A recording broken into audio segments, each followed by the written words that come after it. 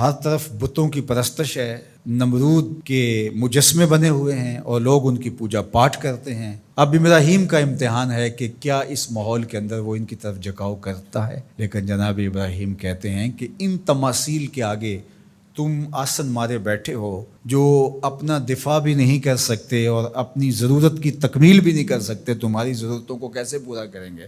تو یہ میرے رب نہیں ہو سکتے۔ شمس و قمر کو، چاند کو، سورج کو، ستاروں کو پوجتے ہو، اچھا یہ چاند، یہ ستارے رب ہے؟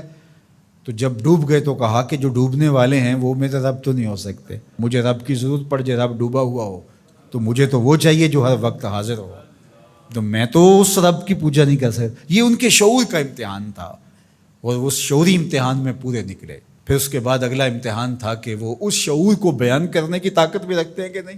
پھر بت کدا ٹوٹتا ہے، نمرود کا دربار سجتا ہے، اور وہاں جو خطبہ حضرت ابراہیم نے دیا زمانے نے سنا، جب کلہاڑا اس بڑے بت کے کندھے پہ رکھ دیا اور باقی سارے بتوں کا تیا پانچا کر کے رکھ دیا، جب وہ میلے سے واپس آئے تو ابراہیم بڑی بے نیازی سے بولتے ان کے بڑے نے کیا ہوگا، دیکھو اسلحہ تو اسی کے کندھے پر ہے۔ تو وہ کہنے لگے ابراہیم تو جانتا ہے یہ بولتے نہیں ہیں، اور حضرت ابراہیم یہی تو لانا چاہتے تھے۔ پھر جو خطبہ دیا، اُفِّ لَکُمْ وَلِمَا تَعْبُدُونَ مِن دُونِ اللَّهِ أَفَلَا تَعْقِلُونَ، افسوس ہے تمہارے اوپر اور افسوس ہے ان پر جن کو تم اللہ کے علاوہ پوجتے ہو۔ افلا تعقلون، تمہاری کھوپڑی میں دماغ نہیں ہے۔ اور پھر اللہ کی توحید کا بیان فرمایا۔ پھر اس کے بعد جان کا امتحان آیا، تو پھر جلتے ہوئے شعلوں کے اندر جس طرح ہنس کے داخل ہوا پیغمبر، یہ الگ اور نرالی شان تھی۔ نمرود نے سوچا تھا جل کے راکھ ہو گیا ہوگا چخا میں، لیکن 40 دن کے بعد جب آگ بجھتی ہے تو حضرت ابراہیم انگاروں سے چلتے ہوئے یوں باہر آتے ہیں جس طرح پھولوں پر کوئی نازنین چل کے آ رہا۔ پھر 87 سال عمر ہے، اللہ تعالیٰ پھر حضرت ہاجرہ کے بطن سے حضرت اسماعیل کی صورت میں اولاد عطا کرتا ہے۔ اب اتنی بڑھاپے کی عمر میں اولاد نصیب ہو تو انسان کا جی چاہتا ہے سارے کام کاج چھوڑ کے گھر بیٹھ جاؤں اور میں اپنی اولاد کے چہرے کی بلائیں لوں، لیکن حکم ہوتا ہے اپنی زوجہ کو بھی اور اپنے نو مولود بیٹے کو بھی ایسی وادی میں چھوڑاؤ جہاں کوئی سبزہ بھی نہیں ہوگا۔ اللہ اکبر۔ پھر اسماعیل علیہ السلام کی ایڑیوں کے رگڑنے سے زمزم جاری ہوتا ہے۔ اب ذرا دیکھیے، ایک ایسا امتحان آتا ہے، اگر کو ہمالیہ پہ بھی ڈال دیا جاتا اس کا پتا بھی پانی ہو جاتا۔ فلما بلغ معہ السعی، جب وہ ان کے ساتھ چلنے پھرنے کے قابل ہوا۔ ابراہیم علیہ السلام خواب دیکھتے ہیں، اور خواب کیا دیکھتے ہیں کہ میں بیٹے کو ذبح کر رہا ہوں۔ فلما اسلما، جب دونوں راضی ہو گئے، باپ ذبح کرنے پہ اور بیٹا ذبح ہونے پہ۔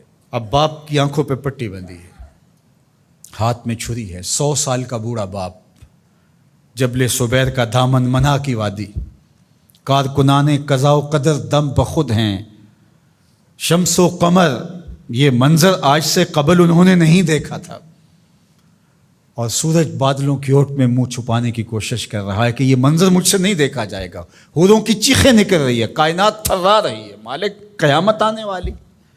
اور مالک بھی فرشتوں سے کہہ رہا تھا کہ تم کہتے تھے نا کہ سجدے ہم کریں گے، تسبیحات ہم کریں گے، انسان تو دینگا مشتیاں کرے گا، ذرا میرے بندے کی اس ادا کو بھی دیکھو، میرے حکم کی تعمیل پر میرے بندے کی اس انوکھی ادا کو بھی دیکھو۔ چھری کی نوک حلق کے اوپر رکھ کے پورا وزن ڈال دیا، گلا کٹ گیا، خون بہنے لگا۔ ابراہیم علیہ السلام ایک عجیب کیفیت میں، کیا کیفیت ہو سکتی ہے، میرے پاس تو لفظ نہیں ہے۔ اللہ اکبر۔ جلدی سے جو ہے وہ آنکھوں سے پٹی کھولتے ہیں تو دیکھتے ہیں کہ منظر بدلا ہوا ہے۔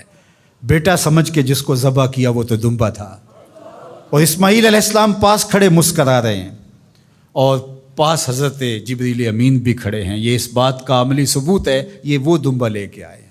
تو بے ساختہ جناب ابراہیم علیہ السلام کی زبان پر جو لفظ آیا وہ یہ تھا، اللہ اکبر، اللہ اکبر۔ تو حضرت اسماعیل بولے لا الہ الا اللہ واللہ اکبر۔ پاس کھڑے جبریل بولے اللہ اکبر وللہ الحمد۔ اللہ نے کہا اے ابراہیم تمہاری قربانی کی سنت کو بھی قیامت تک جاری رکھیں گے، تمہاری زبانوں سے نکلے ہوئے جملے بھی مرنے نہیں دیں گے۔ وَنَادَيْنَاهُ أَن يَا إِبْرَاهِيمُ قَدْ صَدَّقْتَ الرُّؤْيَا إِنَّا كَذَلِكَ نَجْزِي الْمُحْسِنِينَ۔ اس حال میں ہم نے ندا دی ابراہیم تو نے واقعی خواب پورا کر دکھایا۔ إِنَّ هَذَا لَهُوَ الْبَلَاءُ الْمُبِينُ۔ اللہ فرماتا ہے یہ بہت بڑا امتحان تھا، یہ چھوٹا امتحان نہیں تھا۔ اور پھر میرا رب رب ہو کے کیا کہتا ہے؟ سلام علی ابراہیم، اے ابراہیم تیرے اوپر سلامتیاں نازل ہو۔ اللہ اکبر۔ پرسوں بھی میں کسی منڈی کے قریب سے گزرا، کہتے ہیں اس علاقے کی سب سے بڑی منڈی ہے، تو ہزاروں جانور، ہجوم محبت، اور سڑکوں پر، گلیوں میں، بازاروں میں، کوئی یہاں گائے لے کے جا رہا ہے، کوئی بیل، کوئی اونٹ اٹھا کے لے کے جا رہا ہے، تو بے ساختہ میری زبان سے یہی نکلتا ہے، سلام علی ابراہیم، ابراہیم تیرے اوپر سلامتیاں نازل ہوں۔ اللہ اکبر۔